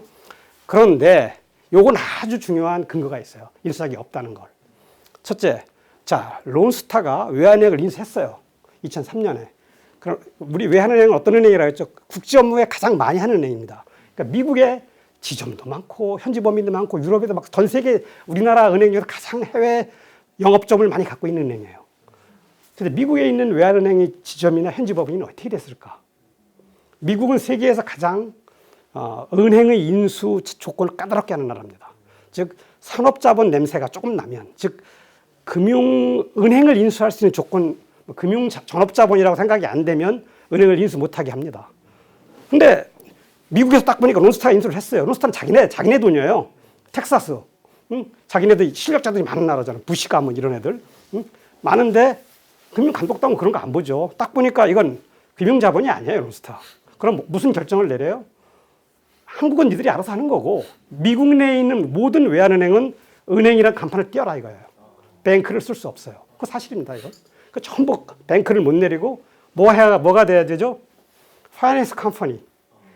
그냥 그냥 우리 여기 보면 대부업체 비슷하게 되는 거예요. 외환은행이 전부 다. 그렇게 돼버렸어요. 감독당국 이것도 알고 있었어요. 사전에. 가능성이 있다는 걸. 실제 가봐야 아니지만. 그래서 자기네들이 문제가 제기되니까 미국 감독당국이랑 잘 협의해서 해결하겠다 했는데 뭐 협의해서 해결될 리가 없죠. 그렇게 적어도 선진국은 이런 우리처럼 막 로비한다고 되는 건 아니니까. 자, 그 다음에 유럽은 어떻게 됐을까? 유럽은 미국하고 좀 틀려요. 유럽이 대부분이 국가, 특히 독일이 예를 들어 드릴게요. 그렇기 때문에 론스타가 은행을 인수한다고 해서 은행 간판을 띄게 할 수는 없어요. 근데 걔들도 대주주의 적격성은 엄청나게 봐요. 대주주가 누군지 알아야 돼. 은행을 소유한 사람이 산업자본에도 좋아. 벤츠차가 되고 폭스바겐이 되고 삼성이도 소유할 수 있어요. 그렇지만은 삼성이면 삼성이 얼마 내고 그다음에 LG가 얼마 이런 게 다 나와야 돼요. 근데 우리가 론스타는 지금 펀드만 했지 펀드에 투자한 투자자들 아무도 지금까지도 몰라요. 그러니까 이건 이상하죠. 이건 여기에 뭐 여기 외국인 뭐 마약 자금도 들어올 수 있고 뭐 여기 검은 진짜 블랙머니가 들어올 수 있는 거잖아요. 실제 블랙머니가 들어가 있는 거고. 그러니까 이건 누군지 밝혀라. 감독당국에서 요구한 거예요. 미국에서, 유럽에서는. 우리는 네가 산업자본이 상관없다. 산업자본 여부는 중요한 게 아니다. 미국은 그냥 일거에 끝난 거고요. 은행이. 왜냐하면 이거 금융전업자본이 아니니까. 그러니까 그걸 론스타가 못 밝힐 거 아닙니까? 그럼 어떻게 되겠어요? 은행은 유지하되 업무를 굉장히 제한합니다. 특히 이제 가장 크게 제한받는 게 뭐냐면 독일의 은행들이 예금자 보호 한도가 굉장히 커요. 그래서 니들은 아주 상징적으로 쉽게 말하면 우리나라는 5천만 원까지면 1,000만 원만 해라. 그렇게 근데 은행은 안 할 수는 없으니까 이렇게 돼서 절름발이 영업을 했어요. 유럽에서는 외환은행이. 이런 거 이거 다 팩트입니다. 두 가지는 다. 그러니까 결국 론스타가 은행 인수 자격이 없는 거죠. 우리나라는 산업자본이 은행을 소유할 게 없게 됐어요. 미국식이에요. 유럽식이 아니고. 그렇기 때문에 당연히 미국 기준으로 본다면 론스타가 외환은행을 인수할 수 없는 거예요. 이건 뭐 거의 여기에 이론 계속 막 감독당국 관련자들은 뭐 이런 말 저런 말 붙이는데 미국의 사례를 보면 안 된다. 그리고 그렇게 산업자본에 대해서 관대한 유럽도 실제 외환은행에서 굉장히 엄격한 기준을 적용했다. 제가 이제 독일에 있을 때 그 독일 금융감독 가서 이제 국제국장이랑 밥을 먹으면서 그러니까 재밌게 이게 재미로 삼성이 말이야 독일에서 은행을 만든다고 한다면 너희들 입장이 뭐냐 그러니까 웰컴이다 이겁니다. 자기네들은 뭐 삼성이건 벤지건 현대건 은행 만드는 데 상관없으니까. 그 대신 이제 조건을 다 갖춰야 되겠죠. 어떤 조건들을. 그러니까 뭐 그렇지만 그렇게 삼성이 은행을 만드는데 문제가 전혀 없는데도 론스타가 은행 인수를 한 순간부터 유럽에 있는 외환은행들은 굉장히 업무에 제약을 받았다 생각하시면 됩니다. 그러니까 론스타가 정상적인 건 아니죠. 그냥 법령의 자의적 해석 여부. 뭐 이때는 자기네들의 법령을 잘 해석했다고 하는데 2003년 당시 외환은행이 매각 근거가 됐던 은행법 시행령 8조, 부실은행 등은 지금 없어요. 자기네들 생각해보니까 이것도 말이 안 되는 거거든. 이 조항을 드러내버렸어요. 그러니까 등을 없앤 건가요? 등도 없어지고 말을 다 바꿔서 이제는 이 조항을 쓸 수가 없어요. 그러니까 자기네들도 생각해보니까 이때 좀 무리한 적용했다 이렇게 생각하는 것 같아요. 그 다음에 여기에 이제 하나 현실적으로 이게 외환은행이 이제 1997년 외환위기가 나고 98년 경영이 흔들릴 때 다른 은행보다는 덜 흔들렸는데 그래도 돈이 부족했기 때문에 다른 은행들은 대부분 망해서 사라졌잖아요. 그러니까 이제 은행이 또 아까 말한 대로 괜찮고 좋은 은행이었다고 했잖아요. 그러니까 독일의 코메르츠 은행이 여기를 투자를 해요. 투자를 해갖고 여기 자기도 이제 이 한국에 진출해서 영업을 해보고 이제 뭐 중국도 나가고 이렇게 하겠다고. 그래서 실질적인 대주주가 코메르츠 은행이었어요. 론스타가 팔 때. 그리고 주주는 이제 그리고 한국은행이 원래부터 갖고 있었고 수출입은행이 갖고 있었고 코메르츠 이렇게 갖고 있는데 코메르츠 지분도 론스타가 사요. 그때 이제 이때 론스타가 코메르츠 지분을 살 때 코메르츠가 1998년도에 론스타에 출자할 때보다 더 싸게 삽니다. 그러니까 코메르츠가 손해를 보고 파는 거죠. 한 주당 한 2,800원 정도 손해를 볼 거예요. 그러니까 코메르츠가 굉장히 손해를 보는 거래를 해서 그래서 이제 이 관련자들은 그거 봐라 대주주 코메르츠 독일 코메르츠가 이걸 손해 보고 팔았기 때문에 외환은행이 미래가 없기 때문에 론스타가 싸게 산 거다 이렇게 해서 이제 외환은행의 부실 문제를 합리화하는 굉장히 근거가 돼요. 저도 사실 그건 굉장히 논리적으로 말이 되잖아요. 그래서 제가 이제 독일에 한 3년 반 근무를 했습니다. 2007년부터 2011년까지. 이제 코메르츠 당연히 이제 코메르츠 사람들 많이 만납니다.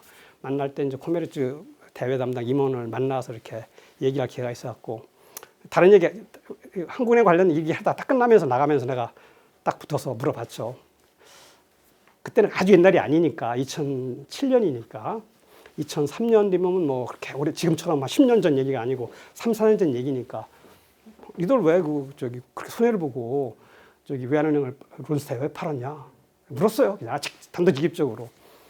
약간 굉장히 당황하더라고요. 당황하더니만 그때 이제 언론에 난 건 그때 코메르츠가 이 자금 사정이 나빠서 그러니까 영업 상태가 나빠서 해외 투자한 거 정리한다 그런 차원이었거든요.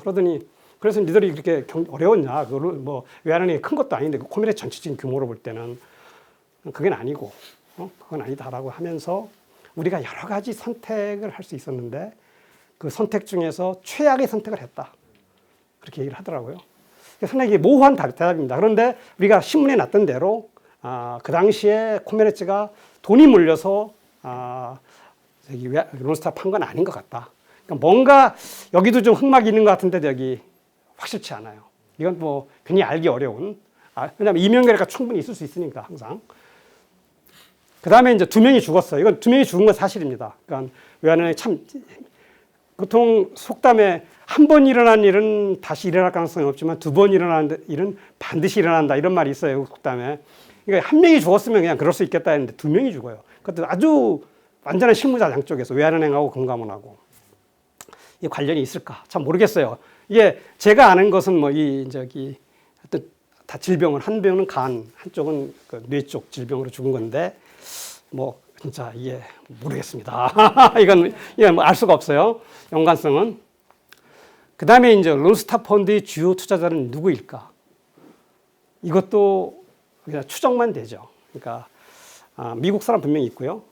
그 다음에 우리 블랙머니 있는 대로 그런 그 흔적들이 많이 나와요. 뭐 그 뉴스타파 보면. 근데 그게 뉴스타파 보도니까 그게 어느 정도 신뢰했을지는 모르겠어요. 거기 보면 뭐 누구의 조카도 있고 거기 조금씩 나옵니다. 뭐 지금 다학강 관련자들 그런 사람들이 있는데 그게 참 모르겠다.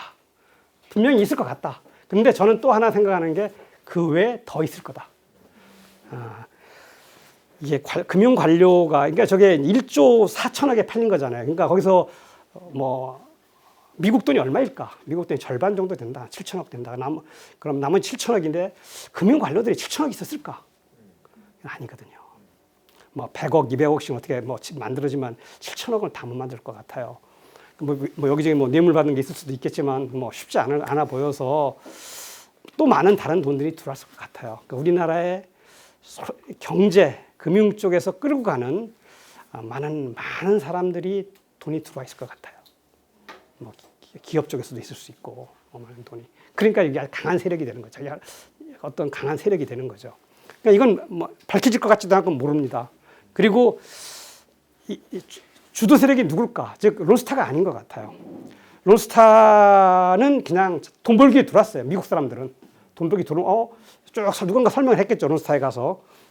왜냐하면 그 론스타를 보고 나면은 뭐 론스타가 이제 한국에서 조금씩 1998년부터 영업을 하면서 돈을 벌고 있으니까 뭐 뭔가는 하나 이제 외국 자문을 껴야 되니까 이걸 외환은행 가져가려면 그래서 이제 그걸 하나 론스타를 우리 기획한 사람이 있고 누군지 모르지만 아주 머리 좋고 굉장히 영향력 있고 이런 사람이 있고 이 사람이 론스타를 끌어들인 거고 거기에 돈도 넣은 거고 해서 그래서 쭉 끌고 온 겁니다. 그래서 실제 사건은 2002년 초 제가 볼 때는 은행장을 바꿀 때부터 시작을 한 거예요 이미. 그래서 이제 최근까지 이어지고 있는 거다. 그러니까 이 두 분 여기 이제 퀘스천 마크를 쓴 것들은 사실은 저도 그냥 상상 속에서만 이럴 수도 있겠다 저럴 수 있겠다만 생각하는 거지 그건 알 수가 없는 의혹으로만 난 사건입니다. 그래서 이제 이런 것이 알아야 되는데 주요 투자자가 누구일까? 주도 세력을 누굴까? 이거 알아야 되는데 밝혀질 가능성은 없어 보인다. 그래서 영화는 만들어졌잖아요. 영화는 어쩔 수 없이 대중성 때문에 그런데 누가 소설을 하나 잘 써주면 더 이렇게 자세히 진짜 상상력을 동원해서 한번 또 진실 누가 소설 쓰실 분이 있으면 제가 옆에서 자문도 해주고 제 생각을 저희 상상력을 또 한번 얹어줄 수 있습니다. 이렇게 얘기하고 또 이제 또 알고 싶은 궁금한 얘기 같이 또 나눠보도록 하겠습니다. 고맙습니다. 네, 감사합니다. 그리고 또 하여튼 이 영화가 굉장히 기여를 많이 한 것 같습니다. 처음 알게 되신 분이 많았다는 거 얼마나 좋은 일입니까? 역사적 사실인데 역사 공부가 되는 거니까 뭐 답은 여기 다 찾기는 어렵죠. 먼저 왜 론스타가 외환은행을 골랐을까? 제가 외환은행에서 좋은 은행이라고 했습니다. 굉장히 그래서 론스타가 고른 게 아니고 제가 볼 때는 이건 답이 없는 거지만 국내 기획자가 외환은행을 골랐을 것 같다. 너무 좋은 은행이니까 이걸 한번 멋있는 은행으로 저는 이런 생각에 누군가 우리나라에서 은행업을 한번 크게 해보려는 이런 사람들이 골랐을 수도 있다 이런 생각을 합니다. 외환은행은 인적관이 가장 우수합니다. 지금은 뭐 다 이제 똑같아졌지만 그 당시만 해도 금융에 관한 능력, 지식, 그 다음에 뭐 이런 모든 것들이 그래서 산 것 같다. 여기 그 외환은행을 고른 것 같다 이렇게 생각을 해요. 론스타가 고른 것 같지는 않아요. 모르죠. 예, 이건 뭐 그리고 팔기도 좋고 또 그리고 하나은행이 왜 인수했을까? 이게 이제 지금 그냥 간단합니다. 우리나라의 모든 은행들은 지금 다른 은행을 다 인수하려고 해요. 가장 쉽게 돈을 벌 수 있는 길입니다. 왜냐하면 은행을 특히 이제 딱 인수하면 은행이 본점에 있는 직원들은 거의 없앨 수 있어요. 만약에 하나은행에서 외환은행을 사면은 외환은행 본부의 직원들은 한 70% 정도 날릴 수 있습니다. 필요 없어요. 왜냐하면 그리고 나서 이제 영업점도 조정하고 그러면 그리고 조금만 관리를 잘하면 자산 규모는 줄지 않아요. 순식간에 자산 규모는 늘리면서 비용은 확 줄이고 수익은 낼 수 있어요. 은행장들이 가장 쉽게 자기 실적을 늘릴 수 있는 길입니다. 그러니까 하나은행은 뿐 아니라 약간 말했죠. 국민은행도 살려고 했었잖아요. 네? 국민은행도 살려고 굉장히 했어요. 근데 은행들은 다 쉽게 다른 은행을 사서 외형을 늘려서 특히 우리나라 같으면은 은행 환경이 비슷하니까 뭐 영업도 비슷하니까 그렇게 어렵지 않게 바로 이렇게, 합병을 해서 끌고 갈 수 있습니다. 전산 통합만 하면 되니까. 근데 이제 여기서 또 중요한 문제가 있는 게 뭐냐면 이것도 좀 더 깊은 얘기인데 그 우리 우리나라 금융 감독 당국, 정책 당국은 금융이 뭔지를 몰라요. 금융이 세계적인 추세가 뭔지 모르고. 그러니까 은행의 경영자들은 지금 말한 게 맞아요. 쉽게 합병해서 빨리 외형을 키워 돈을 벌겠다. 그러면 뭐 적은 돈으로 외형을 키우니까 또 수익이 나는 거죠. 그런데 감독 당국이나 정책 당국 입장에서는 어떻게 봐야 되죠? 일단은 은행 두 개가 합치면 물론 그 은행의 수익은 늘지만 은행의 고용 인원이 확 줍니다. 그러니까 몇천 명이 순식간에 다 명퇴해야 돼요. 그러니까 은행 직원이 얼마나 좋은 일자리예요. 그러니까 감독 당국은 일자리를 지키기 위해서도 건전한 은행까지는 합병을 막아야 돼요.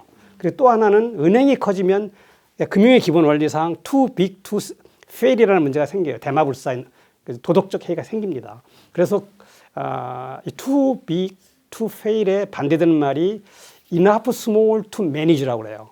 즉 충분히 여기 관리할 수 정도로 작아야 된다. 그건 감독 당국 입장이에요. 그러니까 금융기관 경영자의 입장에서는 은행을 크게 만들어서 뭐 망하면 감독 당국이 지원도 받고 뭐 이렇게 하려고 하고 감독 당국은 어떻게든지 은행을 못 키우게 해야 돼요. 근데 그것은 자본주의 국가에서 시장 원리를 하고 있는 나라에서 막을 수는 없잖아요. 은행이 커지는 걸. 그러니까 그런 감독 당국은 그런 철학을 갖고 이 하나은행하고 외환은행의 합병을 봤어야 됩니다. 그러면 막을 수도 있었어요. 제가 이제 이게 뭐 제 얘기지만 국민은행하고 저쯤에 이제 국민은행이 살려고 했어요. 그럼 완벽하게 국민은행이 리딩뱅크가 되는 거예요. 외환은행을 샀으면, 외환은행을 샀으면 뭐 신한은행하고 지금 막 서로 엎치락뒤치락 하니까. 그때 이제 살라고 하는 거 다 시장에 소문 났고 있을 제가 이제 한국은행에 그때 약간 중요한 국장을 하고 있을 때였는데 이걸 하면 안 된다. 이런 논리 때문에. 그래서 제가 이제 뭐 은행 산업이 어떻게 가야 되는지 왜 우리가 특정 은행을 지칭 안 했지만 뭐 국민은행이 여기 다른 은행, 외환은행을 사면 안 되는지 지금 말한 이런 논리로 외국의 사례, 감독 추세 이런 걸 다 해서 검토를 해갖고서 다 뿌렸어요. 이제 청와대도 주고 막 다 뿌렸어.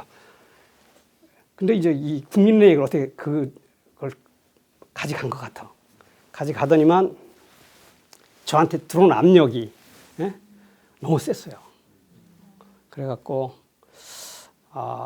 그리고 이제 결국 근데 워낙 많이 특히 뭐 이제 그때는 공정위 같은 데는 뭐 이거 주니까 공정위가 너무 좋아하는 거예요. 왜냐면 자기네도 공정위 사람 금융을 모르니까 이걸 이제 실무자들은 위에서는 어떻게 실무자들 이걸 갖고 있는 자기는 그게 합병을 하려면 공정위의 심사를 받아야 되거든요.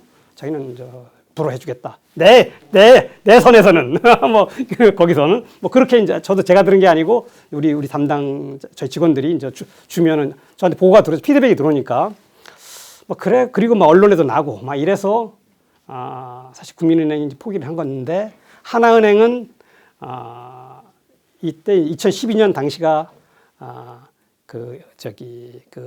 이명박 정부 때잖아요. 그러니까 하나은행 행장 김승유 씨고 이명박 씨의 절친입니다. 그러니까 외부의 압력 같은 거 없고 가장 쉬운 길로 하나은행을 키우기 위해서 간 거예요. 그러니까 뭐 근데 은행 경영 욕할 필요 없이 은행 경영자는 그런 것을 당연히 갖는다. 근데 그것을 통제하고 자제시키는 건 감독 당국이고 정책 당국인데 그건 못한 거죠. 그렇게 이해하시면 되고. 자, 우리가 해야 할 일 뭘까요? 누군가 이제 질문하셨지만 이건 3개 정부를 관통하는 일이잖아요. 국민의 정부에서 시작됐고 참여정부에서 저질러졌고 이명박 정부에 일단 마무리된 거예요. 뭐 지금도 지속되지만 이 말은 제가 처음 썼어요. 칼럼에다가. 이건 3개 정부를 관통한 세력이 있다. 잘 알 수 없죠. 그죠? 이러한 큰일인데 해야 할 일. 그러니까 사실 노무현 정부 같으면 참 이렇게 내거는 구호가 굉장히 따뜻하고 우리 서민들을 위한 건 그런데 실제 행동을 이런 걸 보면 좀 이해하기 어렵잖아요. 그래서 제가 생각하는 건 참 국민들이 많이 알아야 된다. 이제 깨어 있어야 된다. 우리가 민주화 시대에는 독재하고 싸우는 것이니까 쉽게 깨어 있는데 현재 이렇게 산업화 또 금융화, 세계화 이런 게 된 상황에서는 더 공부할 게 많고 더 알아야 될 게 많아요. 제가 조금 전에 말한 이 금융에서 왜 이게 하나은행하고 국내은행끼리 대형은행끼리 합병하면 뭐 그냥 자본주의 나쁘다, 뭐 금융은 나쁘다 이렇게 얘기하지 말고 그냥 그건 뭐 있을 수 있는 거고 뭐 그 있다고 하는 하에서도 그걸 받아들이는 하에서도 이거 나쁜 거거든요. 그런 걸 알 수 있어야만 제대로 비판할 수 있는 거거든요. 그래서 우리가 여기서 할 수 있는 것은 좀 더 많이 알아야 되나 이렇게 생각을 합니다. 더 많이 알고 있어야 되겠다. 그것뿐이 없는 것 같아요. 그리고 정치인들은 투표 잘해야 되고 말로 좋은 말 하는 사람한테 투표할 건 아닙니다. 그러니까 무엇을 했느냐, 무엇을 할 것 같으냐 이런 걸 잘 보고 그거에는 답변이 안 됩니다. 제가 슬픈 얘기죠. 뭐 그 ISD의 배상 가능성은 전 모르겠어요. 이게 지금 정부가 철저히 비밀로 합니다. 그리고 이 재판은 우리가 할 수 없어요. 아주 돈 엄청 이거 1년 예산이 한 몇백억 들어간대요. 몇십억 이상, 몇백억. 전부 미국에 있는 최고 변호사를 사갖고 하고 있어요. 그러니까 그리고 하나도 안 알려지고. 그러니까 이거 이미 돈 매년 써요. 몇백억씩 재판 비용으로. 한 5년, 2012년부터 했으니까 7년 끌었죠, 그죠? 8년. 조만간 판결이 날 거예요. 근데 얼마가 될지 모르지만 질 가능성이 꽤 있어 보입니다. 저는 정보가 없어요. 근데 기사 나온 거 보면 내년 예산이 2천억 원인가 네. 해소 가능성을 대비해서 책정해 놨다고 하더라고요. 그래요. 근데 송교 변호사가 그러더라고요. 일체 그 참가도 그 비밀로 자기들끼리 미국, 영국, 프랑스 그 변호사들이 자기 그 재판관 쉽게 말해서 그 중재위원이 네. 나오더라고요. 이게 자기들끼리 비밀로 해버리고 일체 그래요. 중재 과정이. 그런데 이게 이제 우리가 첫 단추를 잘못 껴갖고 제가 말한 이런 적어도 국제적으로 공인된 누구도 금융사 아까 말한 대로 감독 당국은 기본 원칙이 enough small to manage다. 이건 모든 감독 당국이나 중앙은행에서 금융을 아는 사람 다 제가 아니라 다 알아요. 유럽에서 공부해보면 다 그런 얘기 하는 거예요. 감독 당국끼리 다 얘기하면서 어떻게 하면 은행을 키우지 말아야 된다. 은행 덩치를 키우지 말아야 된다. 그리고 특히 이제 국내에서는 국제화 시키는 거 괜찮아요. 이제 UBS라는 은행의 크기는 스위스 GDP 한 5배, 10배 돼요. 한참 잘 나갈 때는. 그럼 이제 제가 저기 스위스 감독 당국 중앙은행 지금 중앙은행 감독을 하니까 물어봐요. 야, 니들 UBS 커서 좀 망하면 니들 스위스 경제 훌렁 날아가는 거 아니냐? 뭐 좀 걱정은 되는데 사실은 UBS가 날아가면 독일이나 미국이 더 걱정이야. 걔들 답이 왜 그러냐면 UBS의 자산은 스위스에는 많이 없어요. 독일이나 미국에 더 고용인원도 많고 자산도 많아요.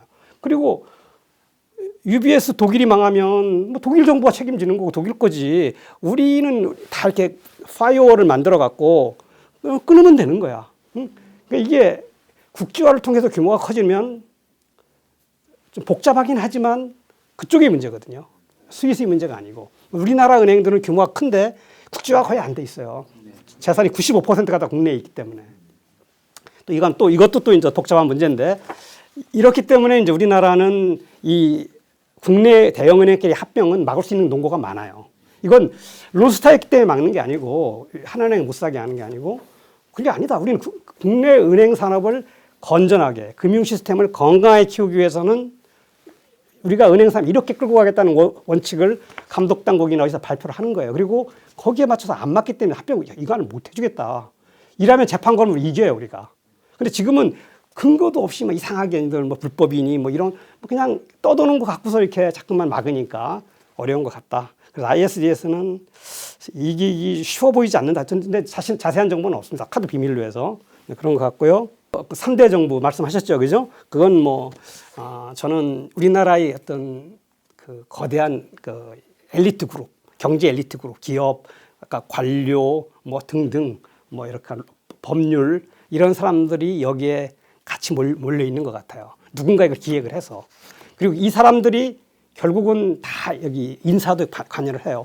대통령도 문재인 정부도 마찬가지예요. 딱 그런 사람들한테 물어봐서 장관시키고 다 하거든요. 뭐 이게 다 추천 받잖아요. 그러니까 자기네들끼리 다 이렇게 해주는 거예요. 너 뭐 시켜주고 뭐 시켜주고. 그래서 지금까지 가는 거고 뭐 또 여기에 이제 많은 사람들이 개입이 됐기 때문에 또 아까 말한 대로 뭐 1,000억은 아니지만 100억, 200억 넣은 사람도 있으면 내가 몇백억 벌은 거예요. 벌었는데 뭐 누가 이렇게 돈을 많이 벌게 해주겠습니까? 그냥 일로 가는 거죠. 그래서 이게 엄청난 어떤 이 하나의 그 세력이 된 것 같아요. 그리고 여기에 관련된 사람들은 계속 출세를 해요. 지금까지. 여기서 좀 여기 장하선 씨 마저도 모르죠. 장하선 씨가 어떤 관계가 있는지는 모르지만 그건 나중에 설명드릴게요. 은산분리 문제는 이게 지금 우리 여기 아까 말한 미국은 은산분리, 금산분리를 굉장히 엄격하게 하는 나라고 유럽은 규제가 없어요. 그러니까 은산분리를 해야 되느냐 말아야 되느냐의 답은 찾기가 어려워요. 그러니까 어떤 게 절대적으로 그러냐, 은산분리가 맞느냐, 음산분리를 허용해야 되는 게 맞느냐, 이건 답이 없어요. 저도 그렇게 생각해요. 우리나라의 상황에서는 감독당국이 제 역할을 못하기 때문에 감독당국이 아까 좀 굉장히 이상한 짓, 론스탑 한 것도 감독당국이 잘못한 거니까. 그렇기 때문에 감독당국이 잘못할 가능성이 있다고 볼 때는 은산분리를 해야 돼요. 그렇기 때문에 해야 되는 거지 그 제도 자체는 별 문제가 없다. 이렇게 이제 이해를 하시면 되고, 카카오의 문제는 이건 좀 인터넷 뱅크도 이거 할 얘기가 참 많은 주제예요. 왜냐하면 우리는 인터넷 뱅킹을 허용할 때 IT 업체에 주로 엮어졌잖아요.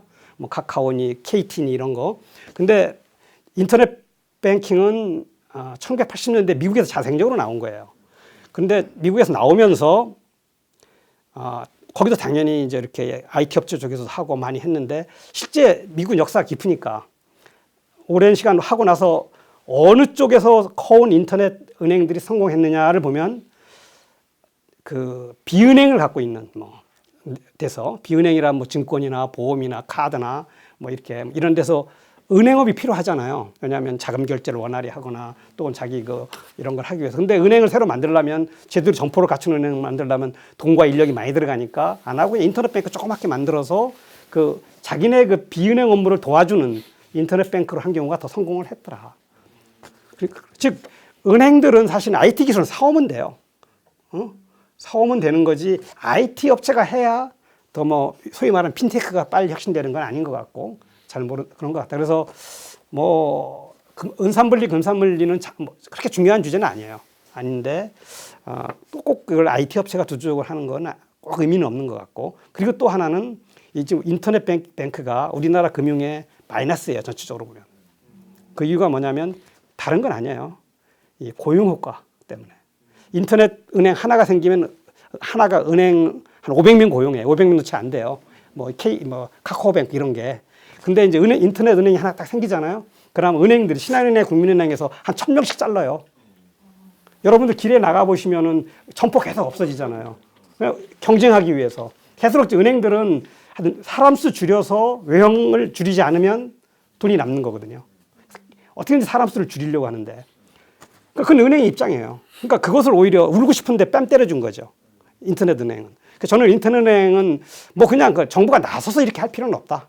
뭐 저절로 생기는 거야. 그럼 어째요? 그건 경제가 흘러가는 거고 다 자동화하고 이런 거니까. 근데 정부가 나서서 인터넷 은행을 키우는 건 일자리 문제에서는 마이너스다.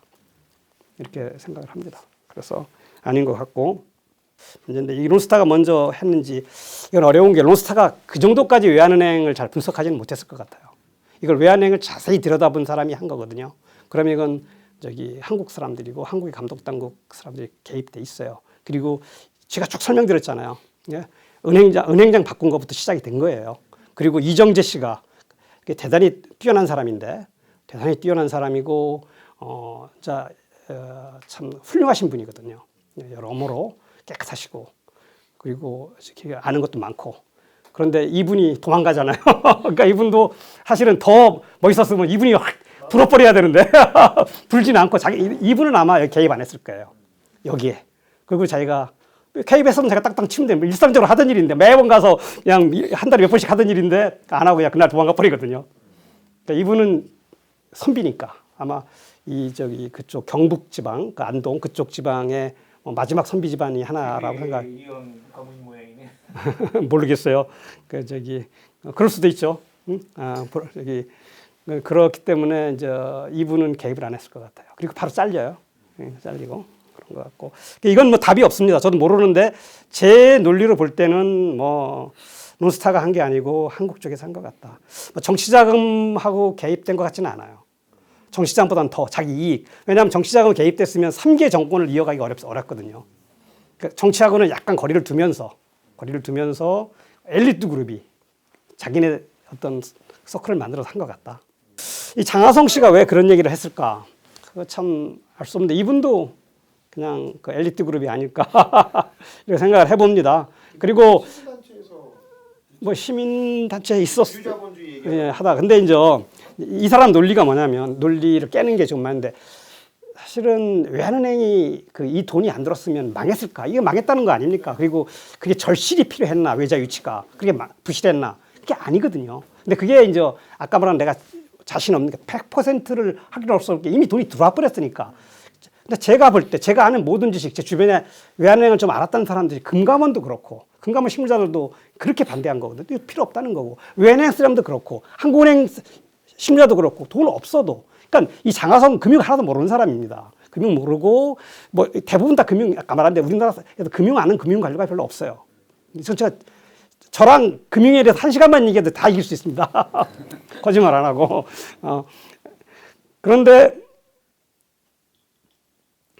이게 대부분 금융을 많이 아는 사람하고 실무적으로 해본 사람들이 안 망했을 거라고 얘기해요. 근데 그걸 세상의 미래를 알 수 없죠. 근데 결과를 보면 돈이 안 들어서도 안 망해. 그건 확실히 맞아요. 근데 그건 얘들이 어떻게 설명하느냐, 장하성 류의 사람들이 어떻게 설명하냐면 그것은 아까 말한 대로 론스타이 돈이 들어와서 공신력이 회복됐기 때문이다. 뭐 그게 말이 전혀 안 되는 게 아니니까 그렇게 되는 건데 제가 볼 때는 사실은 2003년이면 우리가 그 신용카드 사태가 바닥을 치고 올랐을 때예요. 그래서 가만둬도 그 뒤에는 나중에는 외환은행이 하도 돈이 많이 남아갔고요. 왜냐하면 부실화됐던 뭐 그 하이닉스 그다음에 다 그 현대 쪽이 다 외환은행 주거래은행이거든요. 현대 쪽이 다 살아나요. 다 살아나면서 그냥 떼돈을 버는 겁니다.